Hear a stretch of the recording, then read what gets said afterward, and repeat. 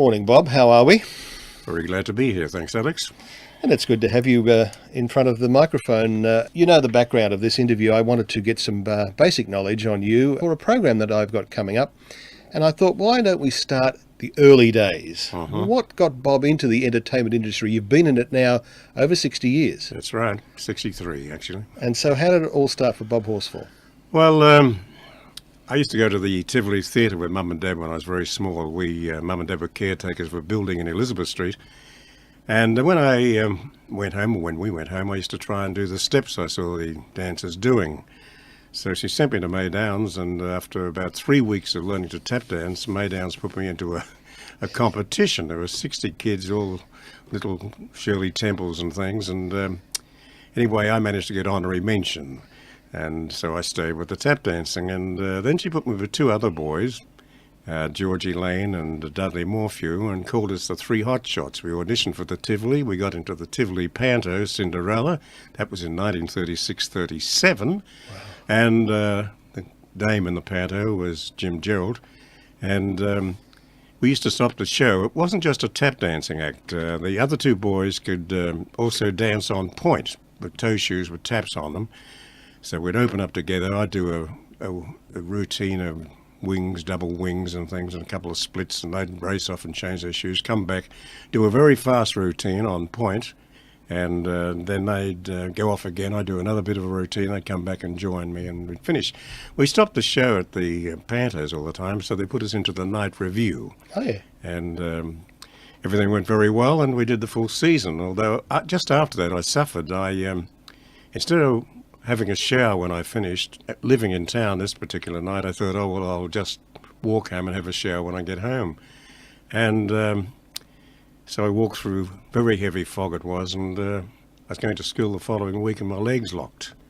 Oh. And so I had glandular fever, and I was in bed for 6 months. I couldn't walk or anything. Then later on I went back to May Downs and I got better, and within 3 weeks I'd picked up where I'd missed off or left off, so it was pretty good.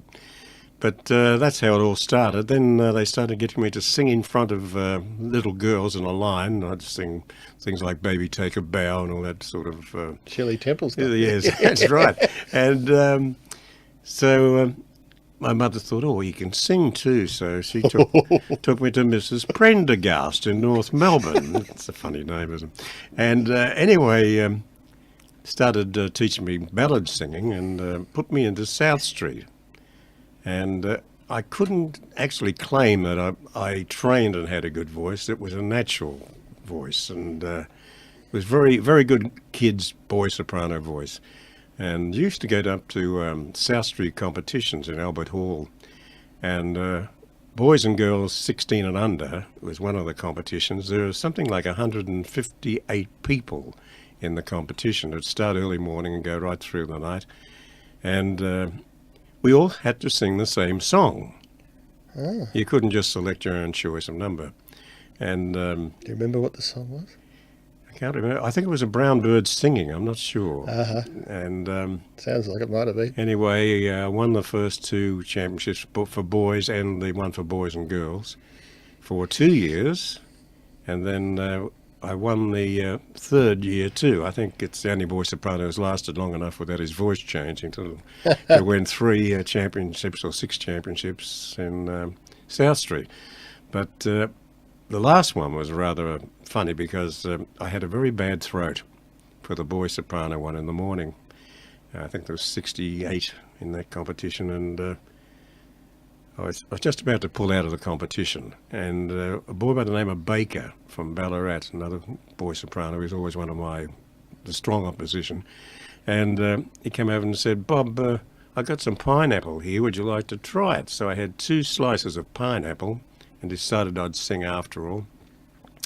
And so I went out, and when it was all over, the judge came up on stage and he said, well, the 2 boy sopranos here with entirely different styles of singing. I'd like you to hear them again. I've made my decision, but I'd like to hear.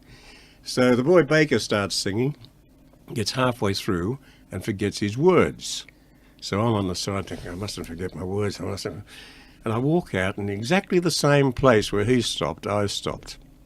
You wouldn't believe it. It was just nerves, I suppose. And anyway, the judge, Thorold Waters it was, he stood up and said, my decision, he said, goes to number 21. That was myself.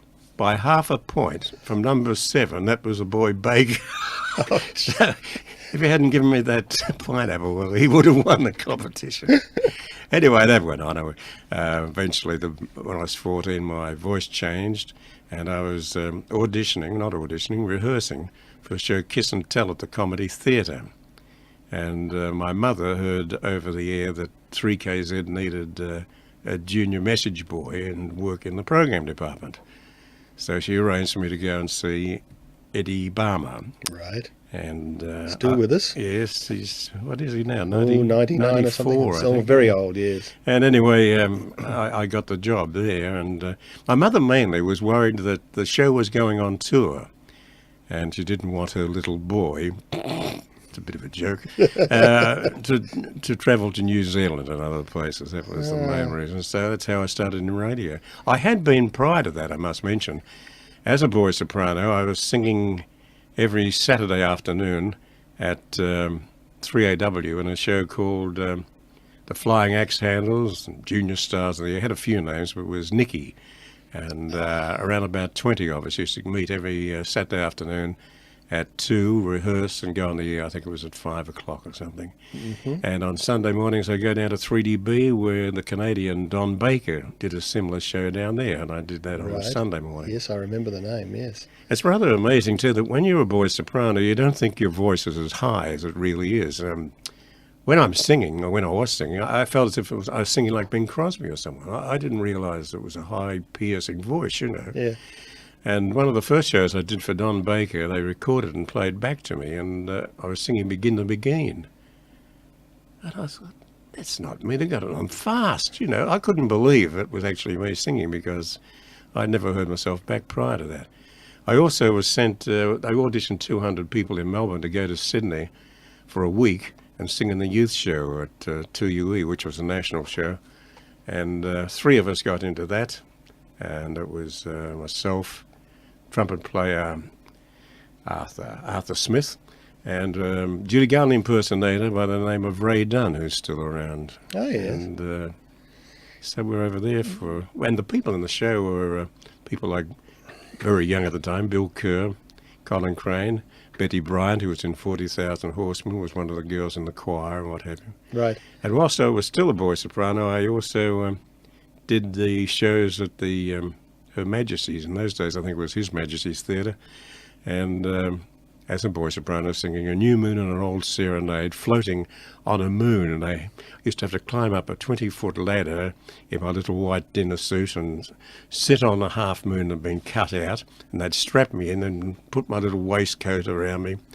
And they had tulle down with lighting like clouds, and I'd be floating across way up on the stage, and Lois Green would be down on stage looking up at me and would sing A New Moon and an Old Serenade. And also I did solo tapping. Then later on went into a show at the Edgeley Indoor show, Funny Side Up, which was a very good review that they put together. And they had wonderful comics in it. They had Dick Bentley, Edgeley Indoor themselves, Kitty Blewett, Edna Luscombe, of course, was in it, Lily Moore, also Ron Beck, who later on went in for radio production. Of course, yes. And Betty Bryant was in that too, because that's when 40,000 Horsemen was all the rage. Albert Chappell from New Zealand, the wonderful voice of Albert Chappell. And they did a wonderful medley of Rodgers and Hart things. Yes. Falling in Love with Love and This Can't Be Love. And I remember one of the numbers that Kitty Blewett sang was Sing for Your Supper. Lovely stuff. But, you know, was really good and well produced. And it was a nightclub scene. And in that particular scene, Harry Dirth had the 3 best acts for the year from his amateur hour. Right. But the show opened on a Saturday night and at the Theatre Royal in Sydney. It started at 7:45 and finished at 1:30 in the morning. There were so many acts in it. So on the Sunday morning they called us all in and said, well, this has to be cut, this has to be cut. But I was fortunate, I managed to keep my jumper, but a lot of them were cut from the show. And even then it ran long, but that went on for about, at least 6 months, I suppose. Sure. You told me one time something happened to you when you were singing on stage. Was it during the war years, was it? Yeah. That's a funny story. Yeah, it's been printed so many. Every time Bert Newton brings out a book, he puts it in, and other people. The story is I was a boy soprano, and around Melbourne at the time, on Sunday nights, there were 7 theatres that used to put on variety shows, and it was a silver coin admission. And most people put in threepence, of course, and we used to pack them in at the various places. And this particular Sunday night, I was singing at the King's Theatre, and the compere was Albert Collier. And I'm singing, I think it was either One Day When We Were Young or The Last Rose of Summer, and wailing on and looking down at the crowd as they ate their peanuts. And all of a sudden, out came Albert, pushed me back from the microphone and said, "Excuse me, Bob. Ladies and gentlemen, war has been declared." Pushed me back to the microphone and said, "Carry on, Bobby." Everyone's sort of looking dazed, and it's a hard act to follow. Beautiful. That is a funny story. I can imagine Very that hard happening act to follow. too. So we're at a stage now where you've got the job at 3KZ. Yes, up I at the was a Trades message Hall. boy at the Trades Hall, and the offices were down at 64 Elizabeth Street. That's right. And one of my jobs as a message boy was to pick up the recordings at 4 o'clock in the afternoon for the night program. And as it was wartime, they were all made on glass, 16-inch glass. And one particular night, as I'm about to leave, I'd sat the big case. It's just a fraction bigger than 16-inch, flat. And I put all the night programs in. And as I walked away, the case slipped, and all the records fell forward halfway out of the case, and the lid came down and snapped all the programs in half for that night. So I'm apologising madly. Don't worry, Bob, we'll do something, but they're all dirty on me, I know. And so they just jumped today in programs such as the search for, what was it, Boomerang? Search for the Golden Boomerang. And also on it was the Heidelberg Hospital show we recorded with the Parker sisters and all, Margot Sheridan and all the rest of them. No. But it just, even the serials went on, and no one would have known the difference, That's amazing. But as I was doing the kids show, they asked me to do doing the message, I should say. They asked me to do a kids show called Snowy and Bob. And Bob was Edwin Duff. Oh, yes. And they used to write this thing about the search for Hidden Valley. That was the title of it. And Fatty was Bill Sampson's son, and he was as skinny as a rake. And another one of the boys in it was a chap by the name of Bob Beck, who later on became the manager at 3XY and a few other places. Yeah. FT Broadcast. He phoned me recently, actually. Did he? He's putting on shows for the over 50s, and he says what I compare them and whatever. Anyway, getting back to the story, I started doing that, and then as it was wartime, they were all pretty light on for announcers, so they put me on air, and I think the worst night I ever had was the first night on with Norman Banks. And it came to 7 o'clock, and he said, 3KZ, the Brighter Broadcasting Service, the time is 7 o'clock, and here's the Maya Daily Message. And he's speaking, and he's about 2 inches from the microphone, and there's a desk as wide as this one. And so I leant over, and I'm only a kid, and grabbed the microphone and bring over close to me. And I start talking to My Daily Message. Next thing is he grabs the microphone, pulls it back, and pushes me in the chest. I'm on a tubular chair that just vaulted back somewhere, and he read the My Daily Message. And of course, I suppose this upset my ego a bit, so I just got up and walked out of the studio. And so the next night, Mum and Dad were furious at what I'd done and what have you. And the next night, we lived in a building. Mum and Dad were caretakers of a building opposite the Victoria Market, shaped like a slice of cake. That's the one. It's still there. Yeah. It's the IOOF or Recabites. It was a Recabites, yeah. And they had the top floor there. And no lifts or anything, And if anyone rang the doorbell, it was Leicester Street on the other side to Elizabeth Street. That's and right. if they rang the doorbell, we'd look out and throw a key down in a matchbox for them to, then they'd have to climb 3 flights of stairs. Anyway, this particular night, about 5 o'clock, the following night, the bell rings, and Mum looks out the window and said, "It's Norman Banks." And I said, "Oh, yeah." And she said, "Well, go out and speak to him." So I look out the window and he's out in the street and we're yelling up and down. He just said, "I'm sorry about last night, Bob. Don't forget to be there tonight. Well, you will be there, won't you?" or something. And I said, "Oh, yes, yes."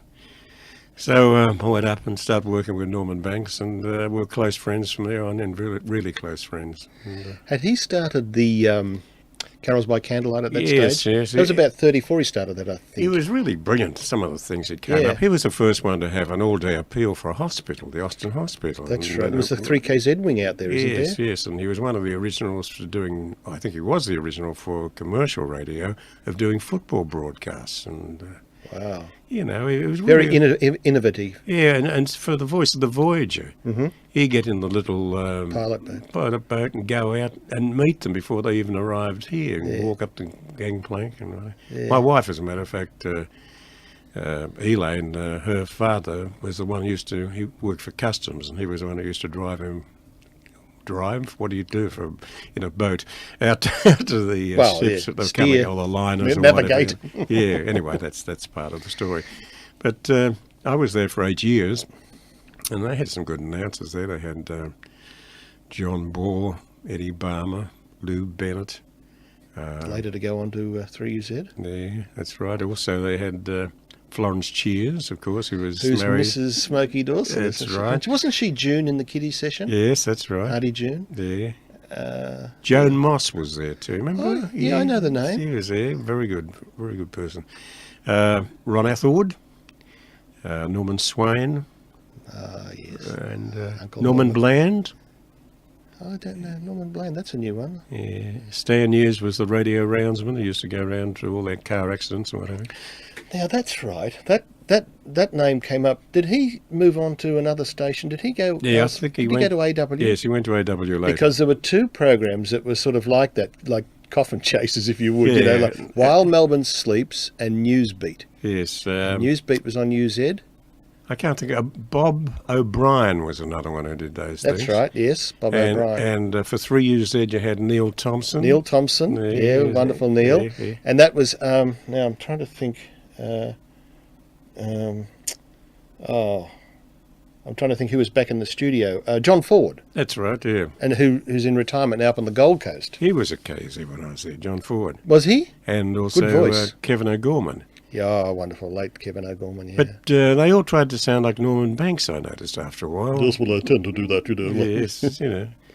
But one of the best voices I've heard, I think, in radio would have been, at that time anyway, Ron Atherwood's glorious voice. Yeah, I don't think I've heard.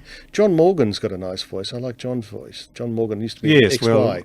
Well, John Morgan also, a lot of the commercials you probably play of Robert T, he does the voice in them. Yes, I've got a lot of his voice on. You can tell John Morgan, and he used to be the voice that introduced Sanctuary of the Heart. That's right, yes. On XY. Very good voice. Yeah. Anyway, I was at KZ, as I said, for 8 years. Then I went to Sydney with the Tune Twisters. I'd formed the Tune Twisters in 1944. Ah, yes. And now, who were the Tune Twisters? The original Tune Twisters was Jackie Burkett, Edwin Duff and myself.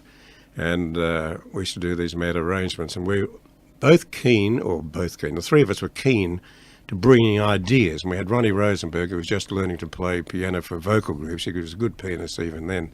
We're all about in our teens, mid-teens. And we kept on adding bits. We did Don't Fence Me In, you know, and we did the Ray Chapman youth show at 3XY. And he used to put on 8 acts in the show. And we were 7th on. So they put us on, and we're going on and on with this arrangement of Don't Fence Me In. It was good, but it was too long, you know. Anyway, when we finished, it had gone 4.5 minutes. And so Ray Chapman had to make an apology to the soprano on air and say that he'd bring her back next week. How embarrassing. Anyway, things like that used to happen. Anyway, in 1948, we went to do a show in Sydney, a jazz concert in the town hall. And I'd worked for 3 nights with the Mary Macs on the Tivoli when the boy from England had taken ill. And he's only singing thirds and the added notes, but there was a lot of movement in the work they did. They moved all over stage. So I did these 3 things, and then they were sent away. They couldn't do Sydney because they had to go back and make a film with Bing Crosby and Jane Wyman. Oh, yes. And so they asked us would we do it, and we said how much. And well, naturally, you know, we had to move around and go to Sydney and what have you. And the Merrimacs at the time were getting £100 a week, and they offered, because we were local, 250, and I said no, we couldn't do it. Anyway, the darkies took it with 5 of them. I don't know how they made out. But we went to Sydney to do a one-night jazz concert, and I taught them all the movements that I'd learnt with the Merrimacs. And no one had ever seen a vocal group sing and move in Australia, that is, at that time. It was just going from side to side and changing steps around for different parts. And when the girl sang a solo, we formed an arch behind her and all that, and doo-oos in the background. And when we'd finished, and we did a non-stop thing, I think the songs were Great Day, Everywhere You Go, I Know Why, and Tiptoes for the Tulips, and back again to Great Day, the end of it to finish on. Mm. The whole crowd, the whole of the town hall just stood up applauding. Wonderful. We couldn't believe it, you know, more, all this stuff. We didn't have any more because I couldn't take my ordinary group over there because they all had day jobs or other things. So I just grabbed a group from around Melbourne. The girl was Dawn Thompson, who had sung with me at the Galley and Coffee Lounge. And the boys, well, Jackie Boker couldn't make it, so I got on to Ocker Bamford, or Johnny Bamford, a trombone player who could play every instrument. He was playing at the time in the Bobby Lim band at Ciro's. And he sang the top part because he was mad on the Merrimacs and wanted to sing vocal group parts. He'd sung with the Gibson band too, I must add. And the other one, I couldn't find anyone. And it's getting closer. I only had about a week to form this group. And someone said, there was a good fellow on doing 3 Bears on Christie's auditions. I thought, oh, that sounds good. So I said, what was his name? And they said, oh, Johnny Rooney. And I said, do you know anything about him? And I said, no. So I rang up the station. They said, oh, he works behind the counter at Allen's in Collins Street. So I went down there and spoke to him, and he said, oh, I come from Sydney, I'd love to go back there. And I said, well, you have to sing with us, and let's see if there's a blend or something. So anyway, he came along and he blended well. The group was very good for being a scratch group. And so he went over to Sydney with us, and later on became Johnny Marco, that lots of people know. Oh, yes, so of that course. was Johnny Marco. But we're in Sydney, and after the first night, we were approached by an agent, Jack Neary over there, and he said, would you sign a 2-year contract? And I said, what have you got to offer us? And it was the Jack Davies shows, you know, Purcell White, Happy Little Australian Song, that thing, and sing in the George Wallace show, an opening and closing number, and do a few, in my case, do a few funny voices and what have you. So we did that, and we worked at the Roosevelt and all the various nightclubs around Sydney.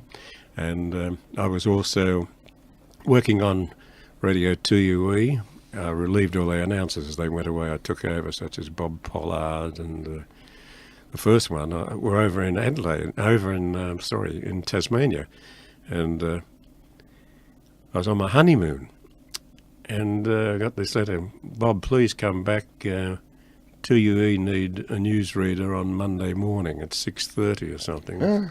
So we cut the honeymoon short and went back and stepped right into the war, Vietnam War stuff and what have you, you know.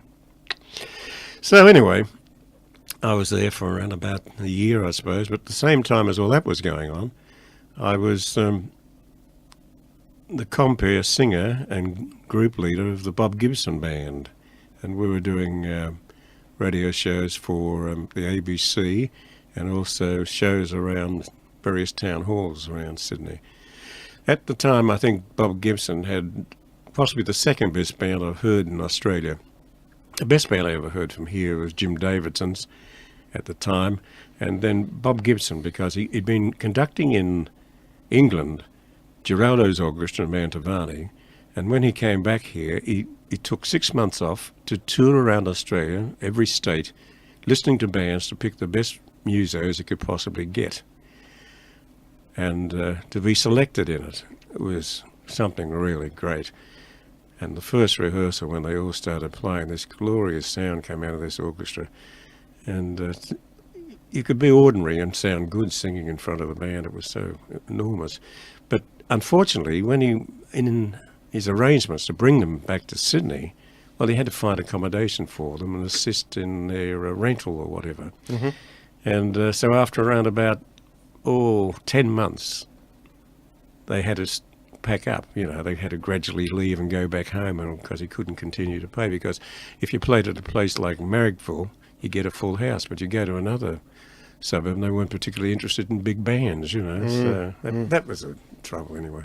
Did they record much, do you know, of that band in those days? Yes, we recorded around about 8 sides, I think. It was 78 in those days, of course. Of course, yeah. And he did a lot of stuff with Bobby Lim, and called it Art Ranza in his band, because the record label was Art Tranza, of course. But we used to go along doing "We'll Build a Bungalow" and all that rubbish. I think I've got that. Keep it. On the Art Tranza label. Yeah. Anyway, I came back from Sydney. The group at the time, our girl, Dawn, suffered very badly with asthma. And the weather was pretty ordinary over there, and she started suffering, so she left to go up to Queensland to live with her sister, so I had to find another girl.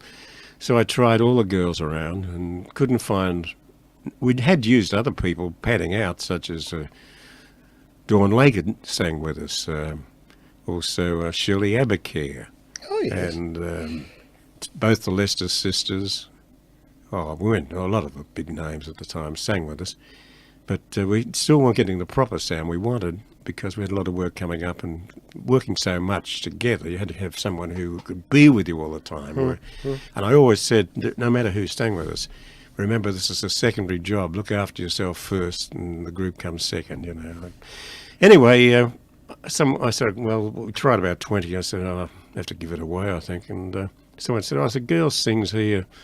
She works in the accounts, but on the staff concerts she usually gets up and sings. She's not bad. Why don't you give her a try? So down came this rather tall, good-looking lady, and came in and started singing, and it was a really nice blend. And her father had been a comedian on the Tivoli Theatre, I found out later on. Her name was Kathy Lloyd. Oh, yes. And so she sang with us until I came back to Melbourne, and she left to go over to England to sing with Ted Heath. Oh, yes, that's right. But to get with Ted Heath, you had to go to all the various theatres, talent quests, and win her way through that way before he'd accept her.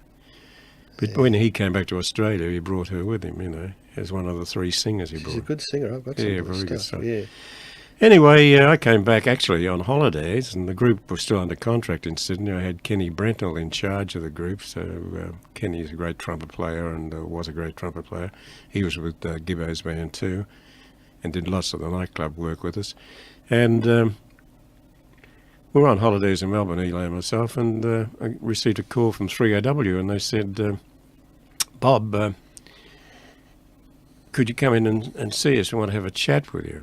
So I went in there, and they said, Terry Deer is leaving, and Mr. Tate has heard you in Sydney and thinks how much like Terry Deer sound, which is, in some cases it does, I must admit, but I think the only reason we sound similar at times is we both work close to the microphone, speak loudly, and the engineer turns his back, when these days we turn ourselves back.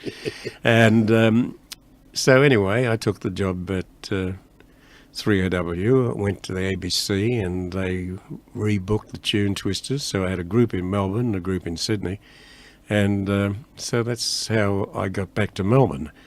I was alternating with John Masters. He'd do the Choice of the People, and I'd do the next half hour, and it was just ordinary programming, ads and records, and I thought, well, why shouldn't I do what I did at 3KZ and in 2UE and do a disc jockey show in each half hour, which I started doing.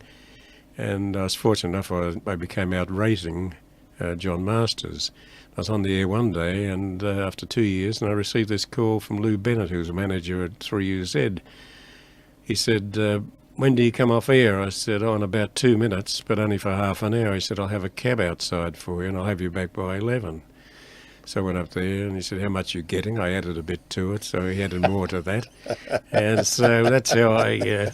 but he said to me, you'll have to apply for the job. He said in those days you couldn't just go from station to station.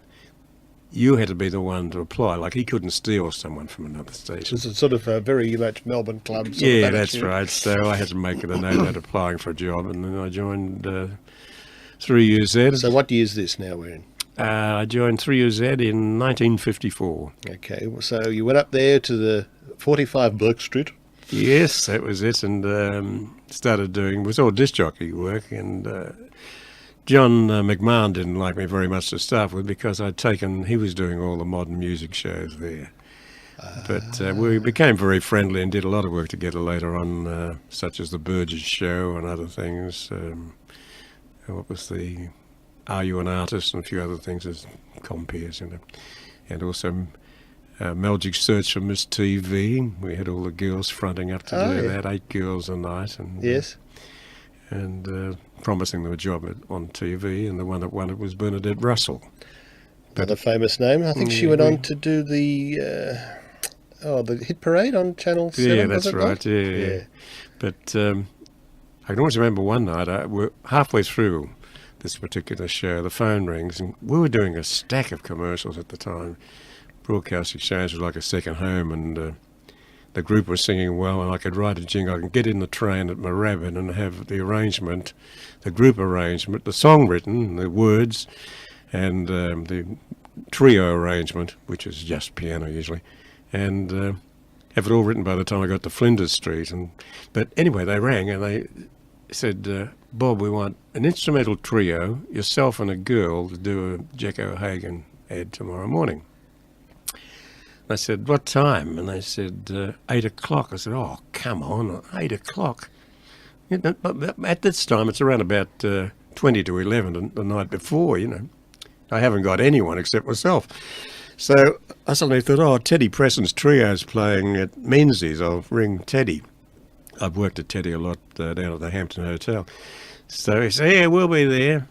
So next thing is, a girl, who can I get? And one girl that was on was quite good for pop singing, And so I thought, I'll go and ask her. So, oh, really? And it was the first thing, all excited. And I said, it's 8 o'clock in the morning. Oh, I'll be there. So anyway, after the musos and getting home and having a few hours sleep, we stagger into Market Street to Broadcast Exchange. And we're getting out of the car, and here's Billy Hyde was a drummer, and he had a camel hair coat all stained on it and looked shocking, Everyone's suffering hangovers. And we walk up the steps of the first floor where the studios are, and we're about to record. And here's the girl from last night sitting in the corner in a black ballerina with an orchid on it and long black gloves. And Billy Hyde said, who the hell's that? And I said, it's a girl from last night. Her name's Shirlene Clancy. So that was the start for Shirlene. Oh, how wonderful. Shirlene Clancy.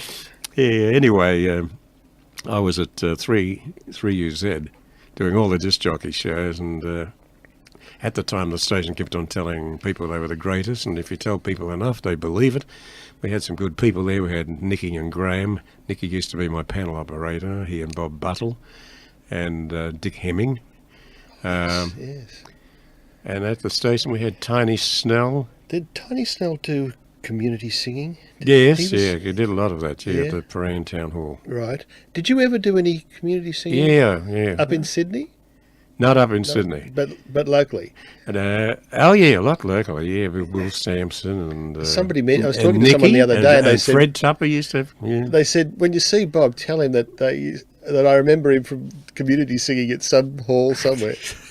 But that was very popular. Oh, extremely. I remember pack 'em in. At Newport, the Picture Theatre had it on. That's right. During the week, and all of the mums and dads would get up there, those that weren't working, and yes, sing along. Sing along. They put the slide up on the screen with the words on, and they'd have a pianist and themselves and a couple of acts, and that was it. Oh, it's been good all the way through from around about when television started. I'll name a few people at 3UZ first, because there were some good names. There was Rolly Barley, Gil Charlesworth, Jim Wood. Oh, yes. Tragically Stan Hughes again. He bobs up again. Fred Tupper. In the night time was Jeff Raymond and myself. Our junior announcer was Bob Cornish. Good voice. Yeah, I liked Rolly Barley's. Oh, he used to tell story time. Another funny thing, night time. Rolly Barley and I are the night announcers, and it comes to 10 o'clock and he's finishing. And during the day, he'd been out with his very close friend Shirley Redford, the organist, and she'd been practicing, waiting for him to drive him home. And they'd been mushrooming. They had this big basket of mushrooms in the studio with her headscarf there and the fur coat that she had. And he said, "Okay, Bob, see you later." And he puts on the headscarf over his head and picks up the basket of mushrooms, and they had the double doors to get out of the studio to keep it soundproof. So he goes through one door and takes another couple of steps, opens the next door. Next thing, I'm on ear, and I hear this scream comes through. So I say something and nod my head, and the chap next door put the recording on. I raced out to see what had happened. And here is Rolly Barley standing with a woman's scarf on and fur coat, abusing some chap on the floor covered in mushrooms. As he walked out, he's tripped over this chap who was crawling along the passageway of 3UZ. I suppose I could tell the story now. I don't know whether he's still with us or not, but it was the radio rouseman Bob O'Brien, who used to like the bottle a lot, and had been sacked and was sneaking back into the studio to get some of his tapes. And he'd fallen right over him. But one of those things you tell, it doesn't sound funny, but it would have been at the time. I fell in a heap, you know. Anyway, after I'd been there around about 2.5 years, I started doing commercials for Channel 9.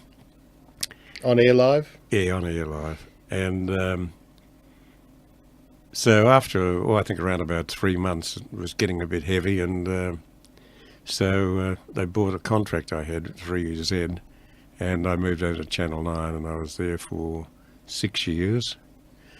Graham went away for the first time for a month, and they asked me to do the show. And I changed it so it wouldn't be the same as his program. And just before the end of the series, my 4 weeks, I was called into the boss's office, and who was the boss? Norman Spencer was one I was working for, and he said, "Have a look at these." And he pushed these two books over, rating books, and one was 28 and one was 36. And I said, "Well, which one's mine?" That was the 36. And what do you do in a case like this? Because the golden-haired boy. Yes. So I said, they'd all be watching to see what sort of a fool I make of myself. That's all I could think of. He said, "You're supposed to keep the seat warm, Bob. You're not supposed to win." Well, I was just, as an entertainer, you do your best at any given moment, and that's what I was doing. I wasn't trying to win anyone. So came the night he came back, Graham came back. We'd been close mates, by the way. There'd been nothing nasty. But he'd been looked after all the way through, such as people have been sacked because they were getting more publicity than he did. And people like Tony Lamont got lots of publicity. Elaine McKenna and what have you, and they'd gradually be pushed to the back or else taken out completely. And so I'm on the Monday night he came back, and they only gave me one ad instead of comparing and doing comedy and all the rest of it. So I'm standing at this table, and it was for Hunter's products. Oh, yes. I remember this, and I'd made up and all of it, got all dressed. And I start reading the ad. They didn't come to me. They left them on the bottles all the time. And at the end didn't say, "Thank you, Bob," or anything. So I just received the third offer to join Channel 7. They wanted me to do the Late Show before Bert did it and other things, And so I thought I'll take it up. The money was going up each time, so the money was going to be better. Although I loved Channel 9, it was just like a miniature MGM. And yes, the star system. Yeah, so I went over to 7. I was at 7 for 8 years. But it was like, at that time, going from Channel 9 to going to Channel 7 was like going from MGM to Republic Films, It was all, Channel 7 was all grey and black. It was no brightness or anything. Right. But at Channel 7, Channel 9 I did In Melbourne Tonight every night during the 6 years. I had the tune twisters on 2 nights a week. I did the comedy. One of my jobs was the stooge for the overseas comics. I stooge for Arthur Askey, Oliver Wakefield. The chap who was on the other night, I can't think of his name. Maxwell. Vic Oliver. Oh, a stack of Famous them. names. Yeah, great people. And a few of the American ones that came out too. Did Max Miller ever come out? Yeah, he came out here. I stooged for him. And he used to wear a suit that was miles too small for him, you know. That checkered, there's dreadful a famous dinner. picture of that checkered coat he wears. Oh, I didn't know. A pork pie hat. Yeah, had that on. But great big boots and white socks, you know. And Yeah, you can't do that either. pants too short, yeah. But he used to say, how is it, he'd look at this, the lens of the camera and say, how is it I look in a circle this end and I come out square the other, you know, and all that mad stuff. Anyway, then I went to 7. Also at 9, I did the, they had Jukebox Saturday Night, which was another mime show. On Tuesdays, they asked me to do a show, so I had the Happy-Go-Lucky show and asked me to select my own people out of their big cast. So I had an instrumental quintet. I used, as the hostess, I used lovely-looking Joy Fountain. Oh, yes. Russell Stubbings was there, so we could both tap. And for the comic, I used a chap that used to be at May Downs and did the Pyjama Game and was a stand-up comic in Sydney nightclubs, Keith Peterson. And he was with us, but when the Pyjama Game went on tour, I had to find another comic. So I used a chap who hadn't worked at 9 before, Frank Rich. Oh. And Frank joined Channel 9. Wonderful man. Yeah. He died not so long back. Yes, a few years back a now. couple of years back. Yeah. Yeah. Lived out in Northcote Way. Yeah.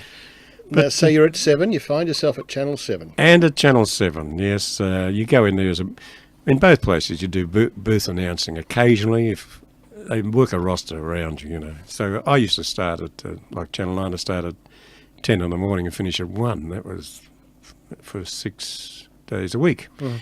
And, but at Channel 7, I did the sports show, Sunny Side Up, Club 7, Variety 7, the Happy Show 5 days a week.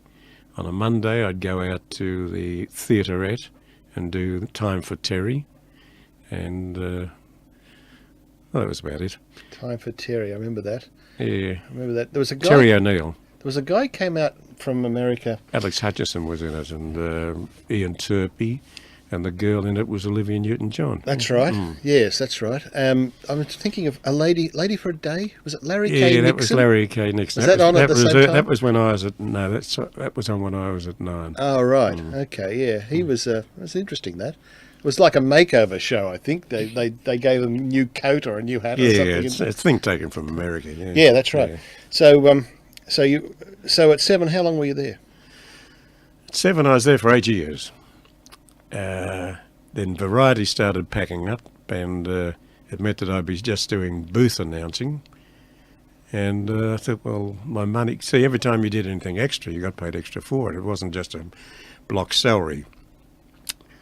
And I was making a lot of money at 9, and probably more at 7.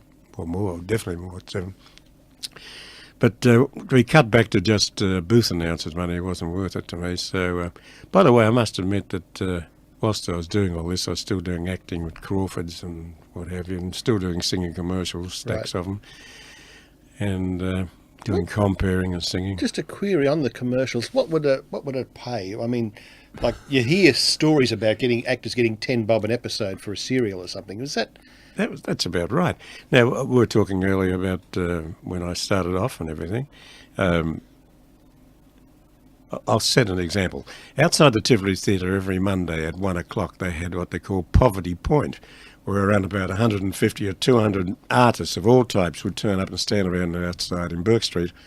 And about 6 agents would go through and say, "You doing anything Saturday night?" "Right, you're out at the Royal Theatre, Footscray or something."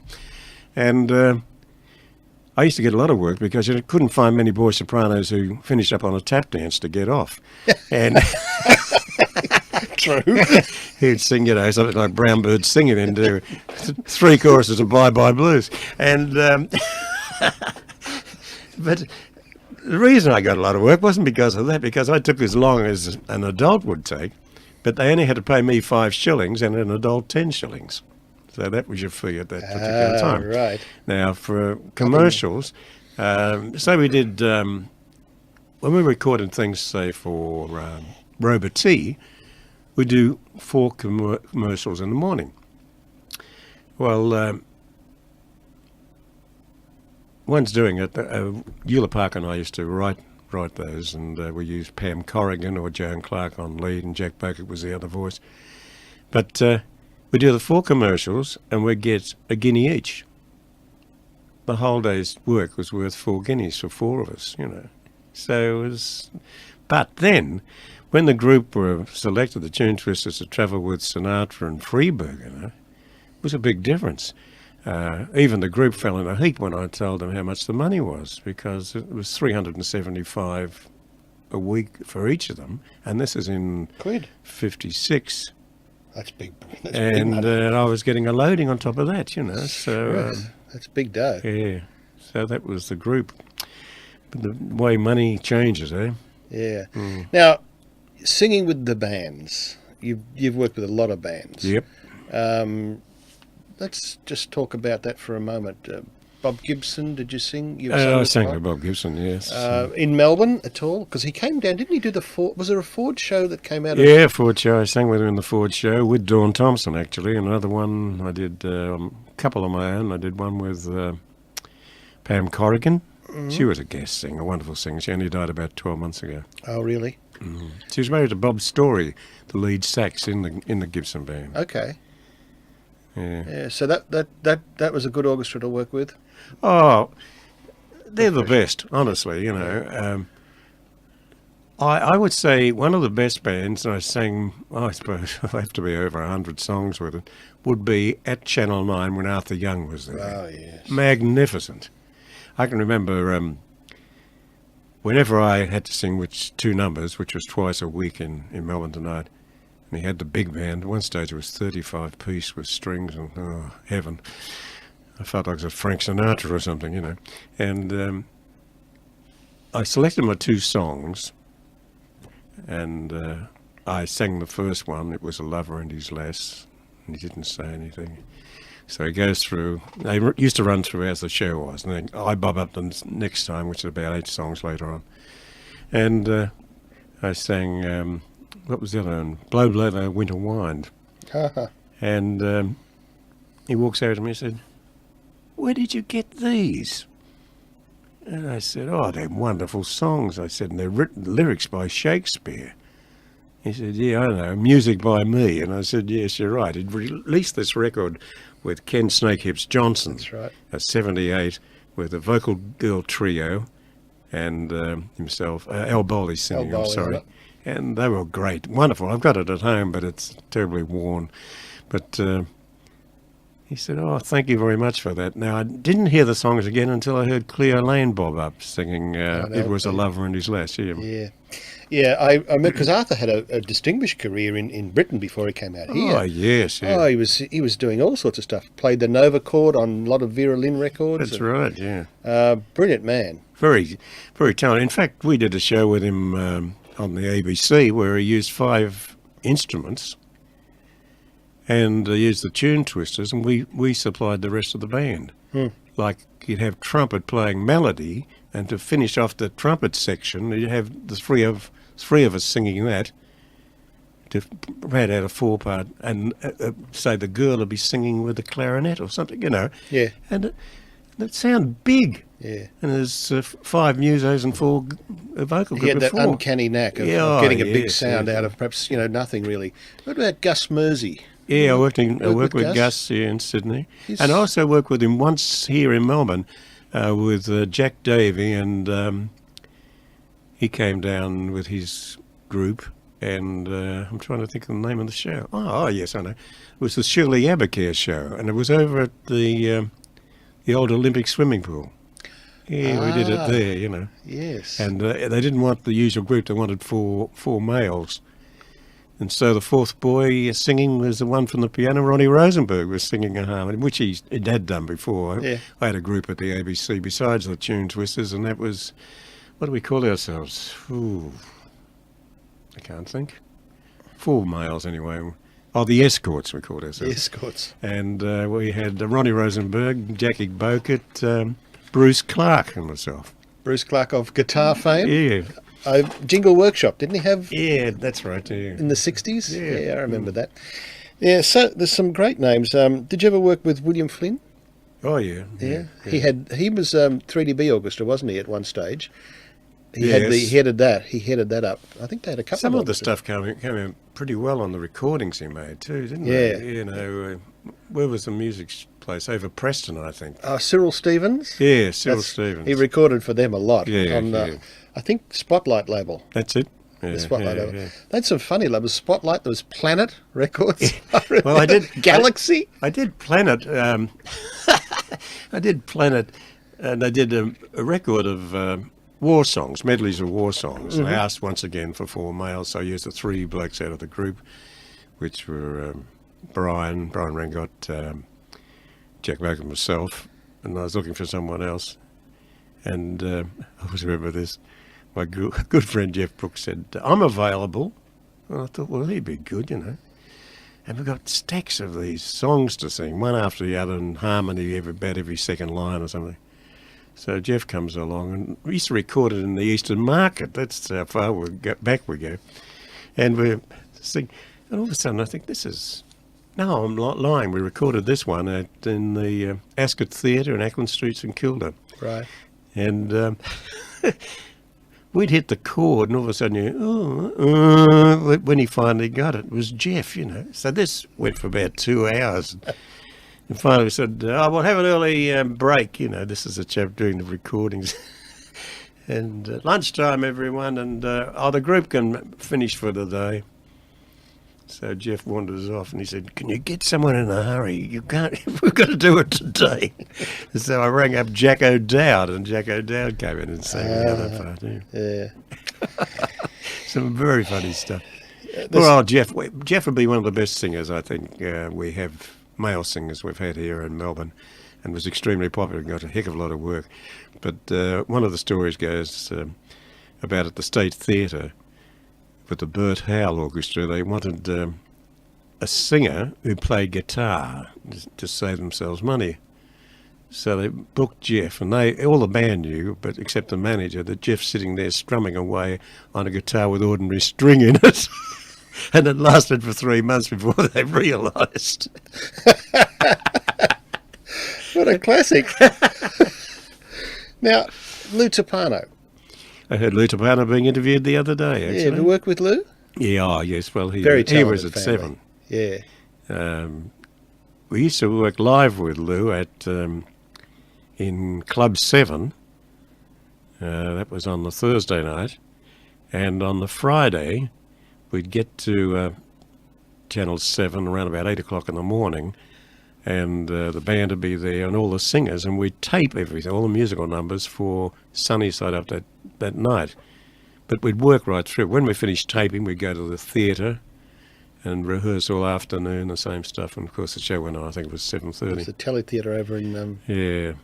Johnson Street. Mm. No longer there, of course. Yeah. What is? Well, you know, this leads me to this question. I mean, variety has disappeared. The television that we used to, I mean, there was IMT, there was all this. Now, we've got nothing. How does a young person get a break? You know, what do I they wouldn't have a clue. I was very fortunate in the early days. I never had to give auditions. No one had to give auditions. Someone would crack it for a job somewhere, so they'd see them. And it was word of mouth in most cases, you know. Like I was working at 7, and all of a sudden the phone rings. I pick it up and said, "Hello, Bob. It's Crawford's here. Can you do a show tomorrow morning? So and so."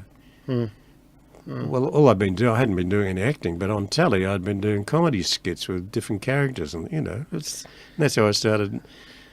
Yeah. Oh, also, when I left 7, I went to The Age. I worked as a reader at The Age for 14 years, and whilst I was there, I did 3 years in Bellbird as Bob Curtis, the barman, chatting with the customers and that sort of stuff, and I was doing quite a lot of Crawford stuff there. Yes. And I also had a vocal singing school and a tap dancing school. They had actually 5 tap dancing schools scattered around Melbourne, and I was using all the teachers from television fame, which helped a lot. Yeah. The first day, our signing up day at Ferntree Gully, we signed up 1,100 and something pupils for our tap dancing school. Good Lord. And Blackburn, and in town I had a singing school opposite the old McEwen's place in Fairways, I think it was. Oh, yes. We're up on the 3rd floor, had the whole floor, 5 rooms of teaching. We were going through over 300 private lessons a week. And we're very lucky because the television stations, if someone came and gave an audition and they were almost ready but not enough, they'd send them to our school to be looked after. And even some of the ones with big names, I won't give her name because she's still singing, but she was having breathing trouble, they'd noticed. So they sent us to help her breathing. We gave her all the exercises and it wasn't helping much. So we used to have her sprawled out on the floor with a very large book on a diaphragm and get her to sing firstly 4 bars and then 8 bars until she could do it without taking a breath, you know. So things like that. But the singers we had there was, he changed his name to Matt Flinders. Yes. He used to go there. Butterfly Picking Up Pebbles, good singer. Yeah, but quite a lot of good ones. Louis Bonnet, that's the same character, I'm sorry. Roland Bonnet is the one, that's his brother, he's a very good singer. Right. But we had all these, Lorraine Davies used to come in. But we're flat out like lizards, you know. But I had a partner which ruined everything for me because I sacked him because he wasn't doing... I didn't sack him, I just spoke to him. I said, we'll have to break it up because you're not doing anything to help. He was never there. He was working also as a salesman at Channel 9. And but I didn't take his name off the checkbook. And the next thing is I receive a phone call from the bank and it says, Bob, do you realise you're 8,000 so-and-so? I was like, how can I be? And they said, there was a cheque here for a car bought in Queensland, a hotel, so-and-so, and went right through it. So I stuck around and made it good, and that was it. That's where my singing school went to, you know. They had a talent quest on the ABC, and auditions were held for it. And I finished up having the 8 acts. In the final. Oh, really? In the final. We had vocal quartets, girls, and, you know, some very good talent. But as you said, where do they start now? In our days, they had talent quests in theatres after interval by public applause. They also had coffee lounges you could go to. They had talent quests at dance halls. And... so much talent around. I can remember being interviewed, and I mentioned a couple of dance halls I'd worked at, Arama and Trocadero and a few other things. And people started ringing in, and for the last half of the show, we're just talking about theatre, about the dance halls, you know. There was a church hall I used to go to at so-and-so. I finished, got into the car, and this is midnight by this time, and I'm driving home, living in Moorabbin, and right through the whole tour home, there's still people ringing in about the dances I used to go to and what happened. So it's extremely strong with the older generation. You know. It seems that they've, you know, the owners of the television stations or whoever have lost the plot. You know, they're just prepared to bring stuff in that's already produced from America or whatever, and not worry about local talent. And I mean, that's a great pity, I think. This is a thing. I had the idea of putting on a national variety show, probably a Sunday night or something. And so I wrote this thing, and I got a lot of strength behind Nigel, Dick, and quite a few, the strength of television. And we had this wonderful show with people being represented from every state. And so we go to Channel 9, which were the ones that, when I mentioned it, said, oh, that's a great idea. And they said, how much will it cost us? And I said, it'll cost $100,000. I said, but remember, it's divided amongst all states, so it's not going to cost you a fortune. Surely you can sell 20,000 of... They're selling more. One ad costs more than 20,000 in most cases. And they said, oh, no, I wish we could. I don't think we can, Bob. It said we can get outdoor shows for 40,000 and 50,000. And it takes up the same amount of time on air. So you think, oh, well, I've just wasted 3 months. And I've got something good, but it's not saleable, you know. So it's... No. It's a great pity, I think, but I don't know what the answer is, whether it will ever be resolved, because I don't see... I mean, you know, there was Kevin Dennis New Faces, for one thing. Yeah, there was, you know, all sorts of shows where people could come on. Red Faces is even gone, you know. Yeah. I mean, Lord help us, but it's just... I feel sorry for young people not being able to find that place to get a start, let people see them. It's a pity, because there's so much great young talent. Yeah. I'm amazed that girl singers, so many great girl singers in Australia at the moment. Honestly, very few males. I must admit, very few males, because if they're a male singer, they're singing with a rock group or something. Yeah. That's the only opening for them. Yeah. But I get records down from Sydney of girls, some of them they're making their first record, and they knock me out. They're as good as girls we hear that are good sellers over years, you know. Girl Fenton I heard one of the Girl Fenton singing Speak Low the other day with a string orchestra behind her, and she's been around for about 2 years now, I think, but she's been around longer than that, but singing-wise and being known. Going back to the 50s, and singers like Edwin Duff, good singer, never got really the note that perhaps he should have got. Was that, do you think, because he didn't get overseas or... He did go overseas. Did he? Yeah, he did all right over there. He was working for an agency where he relieved now. Say Billy Daniels couldn't make a gig somewhere, they'd shoot him out. Yeah. And that Billy Eckstein and things like that. But it didn't last. It only lasted around about 8 months, I think. Right. He's back here again. Yeah. At the present moment, he's singing in a pub in, I can't think of the suburb of Sydney, on Saturday afternoons. That's his only gig, unless you know he gets a jazz concert or something. Yeah. But he was a great singer and so far ahead of his time. That may have held him back a bit, I think. You think that would have had a... Yeah. I remember working down... He never knew what he was going to do. We were working down the Galleon Coffee Lounge, and the stage was around about, same as this bench, I suppose, about 2'6" off the ground. Old measurement, I'm too old to learn the new ones. And we're singing at the microphone. The girl goes past the waitress with a tray with toasted sandwiches on it. And as she passes, he just, whilst he's singing his part, just picks up the plate of toasted sandwiches. When we finish, he hands us one each. All this sort of stuff. And we're working on radio. And we're doing After You're Gone. There was one, da-da-da-da-da, that was one. But it was supposed to be a Bob phrase, you know, not da-da-da-da, whatever the word was we thought for it. And we're doing it on the ABC, and when I hear it back, he says, have a cup of tea. Got nothing to do with it. What? Quite often in old radio transcriptions of broadcasts, they did stuff. They always mentioned the Galleon. It must have been the hive of activity in St Kilda. Oh, well, it was cheap. The food was all right, toasted sandwiches or something like that, and or else raisin bread, and a cup of coffee, and a variety show, you know. Yeah. And they were fortunate. They got pretty good people down there, you know.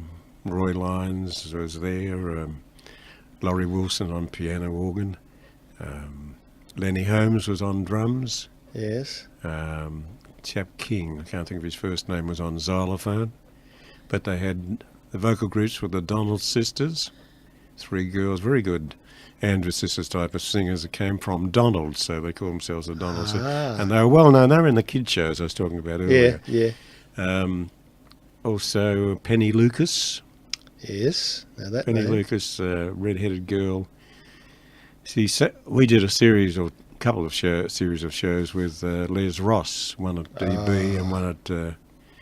See, as we started off as a trio, no matter where we worked, there was always a girl lead in the show, and they'd ask us would we sing with her. So then we'd have to write 4-part stuff with her on melody, and we'd spread and sing the harmonies. I think the first song we ever sang with Penny Lucas was in Streamline at 3DB. I remember this. It was Goodbye Little Yellow Bird and Digga-digga-doo, digga-doo-doo. That's such wonderful That songs. little yellow bird Class. from the picture of Dorian We only Gray. sing class, yeah. The Leslie Ross you mentioned, famous radio producer. The Oxford Show, I think, was one of his productions, and also Chins Up. Chins Up. And he went, and then at 3DB he did things like the Happy Gang. Boy, oh boy, oh boy, oh boy. Did he do that? Yeah, I'm pretty sure Leslie Ross might have been in the latter stages of it, because I know he was at KZ, I think, first before he went to 3DB. But certainly, UZ he was, wasn't he? he was at was at KZ. KZ too, with the right, Oxford correct, Show. Yeah. Yeah. But he had a distinctive sound. I've got some recordings of the Leslie Ross singers, and they use xylophone, and it's that's Jap King. It was playing. absolutely wonderful, great sound. I don't know who the singers were, but they were in touch. One of the singers in that was one in the voice, Berenson. Jim Berenson. Yeah, he's one of the singers. He was an announcer at UZ too. Yeah, I very think. good tenor too. Yeah, yes, great stuff. Yeah, And Lance Ingram. right. Yes, Well, Lance Ingram changed his name, didn't he? He became a well-known opera singer. yes. Someone Lance, or he changed it. I Made can't Lance remember. his second name. I think. Yes, yes. But anyway, he was one of the singers in that. Yeah, good stuff. Oh, gee, there's been some memories. But Penny Lucas, when she sang, I started telling you this red-headed girl. She used to cross her fingers and close her eyes when she sang. And Just in you case. can imagine the audience. She walks to the microphone, they play introduction, she closes her eyes, crosses her fingers, not her legs, just her fingers, and away she'd go, and she could sing really good. Yeah. Yeah, She was a swinging singer, yeah. Oh, that's wonderful. Wonderful memories. Anyway, that's about life, I think. It is indeed. Well, I thank you very much. It's been a wonderful over an hour we've chatted here. Well, I hope I haven't bored the listeners. That's the main worry. It's been terrific, Bob, and I just wanted to thank you very much for taking the time to come in and chat. I loved it. Good on Thank you, Alex. Thank you.